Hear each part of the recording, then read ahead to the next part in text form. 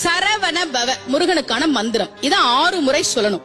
இப்ப சாவ தூக்கி பின்னாடி போட்டீங்கன்னா ரவண பவச, அத 6 முறை சொல்லணும். இப்ப ராவ தூக்கி பின்னாடி போட்டா வனப வசர, வாவ தூக்கி பின்னாடி போட்டா நபவ சரவ, இப்ப நாவ தூக்கி பின்னாடி போட்டா பவ சரவண, பாவ தூக்கி பின்னாடி போட்டா வசர வனப.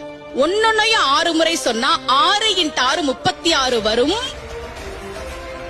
இப்படி சொன்னால் 5 நிமிஷத்துல சொல்லிடலாம். கந்த சஷ்டி கவசத்தை 36 முறை சொன்ன பலன் கிடைக்கும்.